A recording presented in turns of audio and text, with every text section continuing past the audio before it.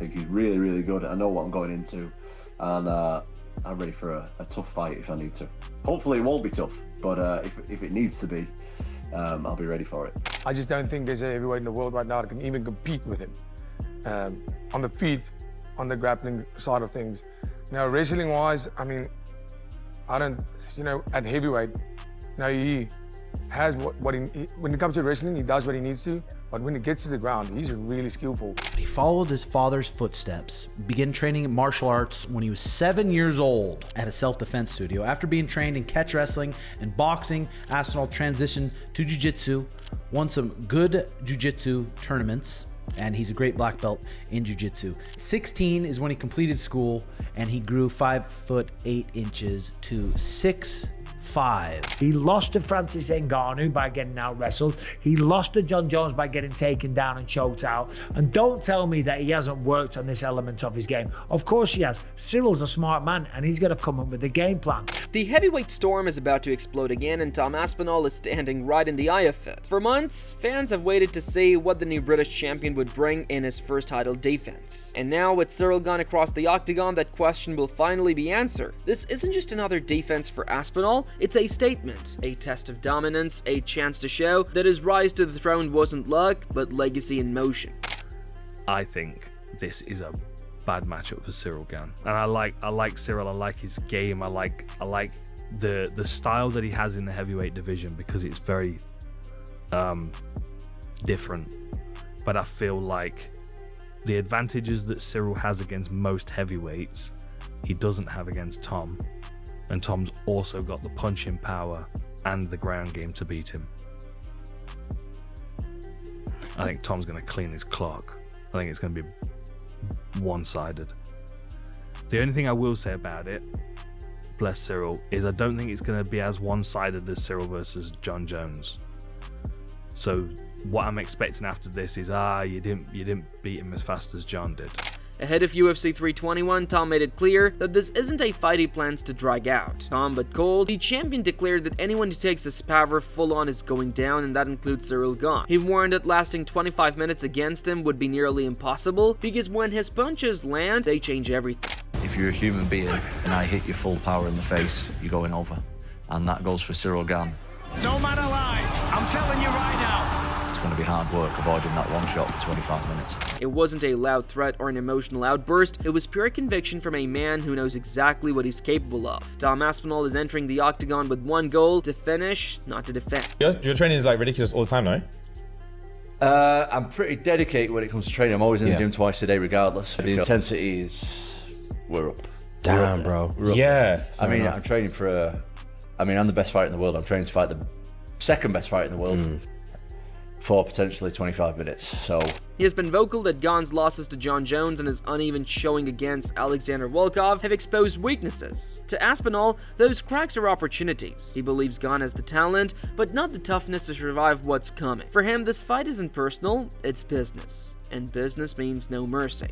I don't really like those, the notion of that either, to be honest. I think that he should be really well respected for what he's done in his career. He's really, really good. I think just maybe the John Jones loss, it being close, and then his last fight with Volkov where he won, but it didn't look like he won, and then he's getting a title shot. I think people are a little bit sour about that, but look, there's nothing that I can do about that. Tom promised fans that he's not only going to win, but make a statement doing it. He wants to finish Gane early, show him levels that separate good from great, and prove that the belt isn't just his to hold, it's his to own. In training camp, he's been sharper than ever, focusing on pressure, timing, and precision. He's prepared to make Gane fight his fight, not the other way around.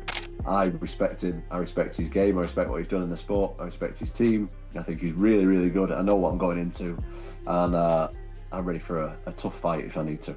Hopefully it won't be tough, but if it needs to be, I'll be ready for it. Fighters, analysts, and coaches began sharing their takes, and one voice that stood out was Dricus du Plessis. The South African champion spoke highly of Aspinall, calling him one of the most complete heavyweights in the sport today. According to Dricus, no one in the division right now can match Aspinall's balance of speed, skill, and finishing instinct. Of course, Aspinall's not his fault that he didn't fight. I mean, they were waiting for that big John Jones fight, which is obviously not going to happen.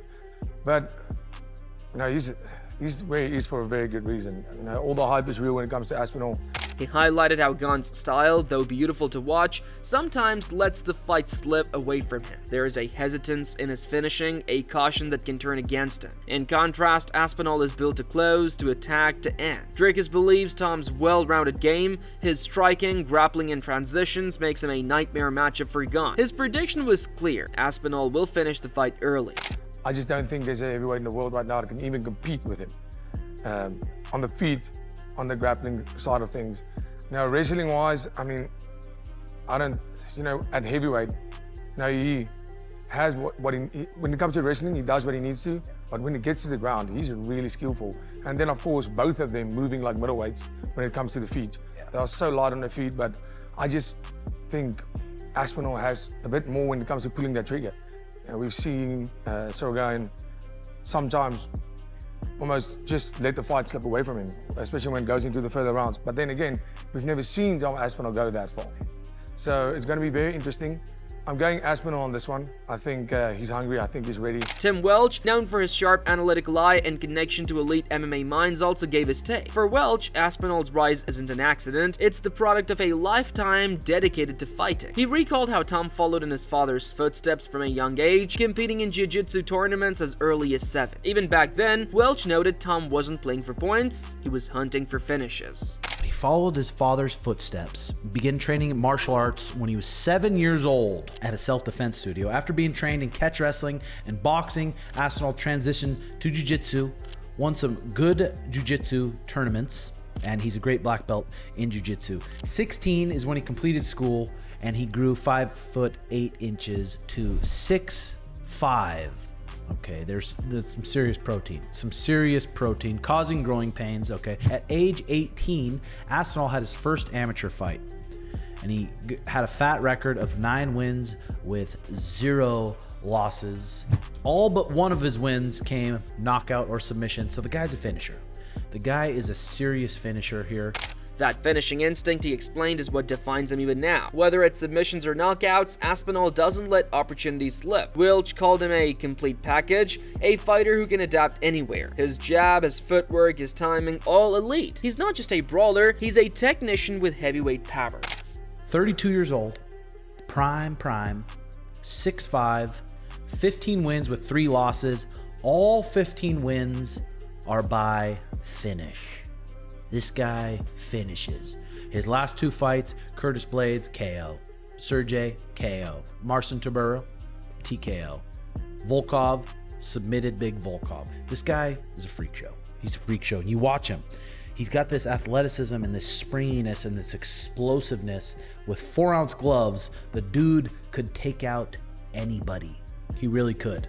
So let's take a peek here. But Welch also warned that Ciryl Gane is no easy knight. He respects Gane's striking and movement, calling him one of the smoothest heavyweights ever. In his words, Tom is to stay disciplined, maintain distance, and not let Gane dictate the pace, because if Gane finds his rhythm, he can make any fight complicated. Still, Welch leaned toward Aspinall. In his view, Tom's composure, combined with his killer instinct, gives him the edge. He's the kind of fighter who doesn't just react, he imposes.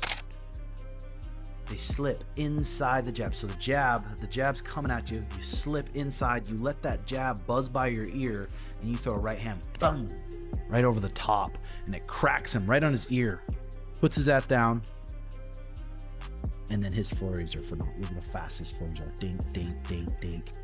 Takes him out. Curtis Blades knocks him out in the first round. The dude is a freak show. The dude is an absolute freak show. And again, Ciryl Gane is no joke. A lot of people are counting him out, and there's going to be a lot of pressure on Aspinall. Aspinall's supposed to kill this guy. He's a negative 450 favorite.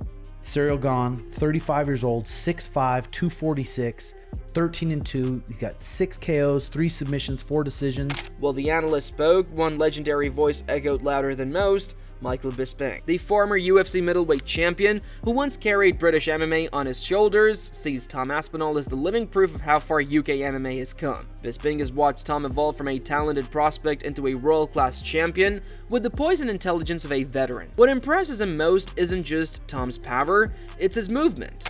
Tom Aspinall is a freak of nature. He's gigantic for the weight division.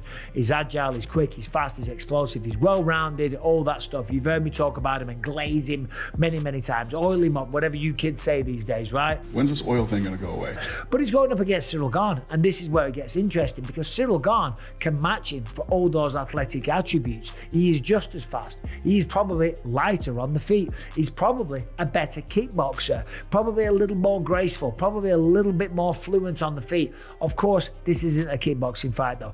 It is a mixed martial arts contest, and you know damn well that Ciryl Gane knows this, and he's learned from the lessons from losing to John Jones. He lost to Francis Ngannou by getting out wrestled. He compared Aspinall's agility to Muhammad Ali's rhythm. Not the showmanship, but the footwork, the balance, the way he moves up for a man of his size. To Bisping, that combination of size, speed, and technique makes him unlike any other heavyweight today. He believes Aspinall could very well become one of the greatest heavyweights of all time if he continues on this path. But Bisping, ever the strategist, also broke down how the champion should approach this fight. The man's the best finisher in all of mixed martial arts. It's as simple as that. His fights have never gone past the second round in the UFC, and one crack is all it takes, and one opportunity on the ground is all it takes. And we know that Tom Aspinall has lost a lot of weight coming into this one. I forget what the percentage was, but just recently it showed that his body fat percentage is down to something crazy like 6 or 7%. At heavyweight, that's insane. And you know why that is? You know why he's done that? Because he knows that Cyryl's going to be on his back. Of course, Cyryl's going to have a game plan. Of course, he's going to use the footwork. And Tom is going to have to catch him. He's going to have to be able to match the speed. He's going to have to be able to cut off the cage. He's going to have to be able to shoot extra quick, close the distance, get on the inside. And the thing is, at heavyweight as well, he's not necessarily starving himself. When a lot of fighters go down to a weight class, when I'm trying to cut down to 185. He said Aspinall has all the tools to strike with Gane, but the smart move might be to wrestle. Just like John Jones did, taking Gane down could neutralize his movement and force him into deep waters. Because while Gane's stand-up is elite, his ground defense has been tested and cracked before. For Bisping, the key is adaptability. He believes Tom has the IQ to read the fight in real time, make adjustments, and dominate wherever he chooses. That's what makes champions different from contenders. What do you think about this? Because Tom, his benefits or his gifts as a heavyweight fighter is that he doesn't move like a heavyweight. Out of all of the heavyweight fighters on there, on the roster, in the rankings, Ciryl Gane is one guy that can match him for all of that athletic ability. In fact, if anything, I think Ciryl might even be more athletic. I think he might be lighter on the feet. He may even be a more skilled kickboxer. I think Tom's definitely he's got proven bigger power. Better hands. He's not everyone. He's got better wrestling. He's got better jiu-jitsu and obviously a better track record. And no one knows that better than Andy Aspinall, Tom's father and coach. Andy has been with him since day one, guiding him through the chaos, the pressure, and the spotlight. He said, "I know Tom's ready. He's been through enough to know how to handle himself. Cyryl's a very good fighter, but I don't see him being able to really cause Tom any real problems." And he emphasized that everything fans say, Tom's timing, his power, his composure, isn't luck. It's repetition, practice, and mindset. This camp wasn't about hype, it was about refining the small details. He trusts Tom's fight IQ completely and believes his son's readiness goes beyond physical training. It's mental. He said, "My only concern is that Tom comes out of it healthy. Everything else, the power, the movement, the fight IQ, it's all there. We are prepared and ready." Elsewhere, fighters who have shared cards with Ciryl Gane also shared their insights. One former undercard competitor called both men monsters, praising how they move like welterweights despite their heavyweight frames. But when pushed to choose, even he leaned toward Aspinall. Honestly, both are very, very well-rounded and talented heavyweights. Both move like welterweights. They are both huge monsters. He admired Gane's kickboxing, his tapes, and his precise striking, but felt that Aspinall's aggression would be too much. He said Gane likes to move, but Aspinall likes to end. That difference, he explained, could be the deciding factor. Gane might survive early exchanges, but he can't avoid Aspinall's pressure forever. I'm leaning towards Aspinall because Aspinall is, in my eyes, like a more aggressive fighter, you know? He's looking more for the finish. Ciryl Gane is like, he moves a lot, he moves very nice, very well. He has very good boxing, very good kicks, side kicks, tips, everything. But I see Aspinall as like in his total prime, and he's gonna go forward and gonna go for the finish, I think. And that's the feeling across the MMA landscape. Analysts, fighters, and fans all sense that same energy. Tom Aspinall is entering this fight not to protect something, but to prove something. He's not the kind of champion who hides behind the belt, he's the kind who defends it by destroying what's in front of him. Are you feeling pressure on this one? Mate, of course. Like, if you're getting in a fist fight in front of millions of people with somebody else, you should be feeling pressure. You should be feeling pressure. The difference is, I think that I do really, really well against pressure. I think that Ciryl is an extremely talented fighter. I think that sometimes the pressure gets a little bit too much for him. It gets too much for everybody at some stage. But I think that I'm one of the people who shine under pressure. Like, somebody told me recently that the elite fighters, it means everything to them, but they do it like it means nothing. And I think that that's the approach that I have really well, is like, this fight means absolutely everything, but I've got to go in there like I don't care about it. At UFC 321, the story isn't just about a title, it's about legacy. Ciryl Gane wants redemption. Tom Aspinall wants validation. Two heavyweights, two different missions, one defining night. Aspinall is already viewed as the most complete heavyweight on the roster. He's young, explosive, intelligent, and terrifyingly composed, and now he has the chance to solidify his era. Put on a great performance, and this is Cyryl's third title shot.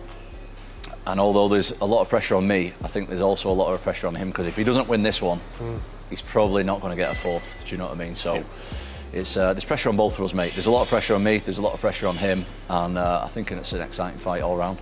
In Abu Dhabi, under the bright lights, fans will see if Gane's finesse can outlast Aspinall's fury, or if Tom's promise of no mercy becomes prophecy. Because one thing's certain, when Tom Aspinall says he's coming to hunt, he doesn't miss. And this time, something's going over. So who are you backing when the cage door closes? Drop your predictions below, and don't forget to like, share, and subscribe for more Fight Night breakdowns.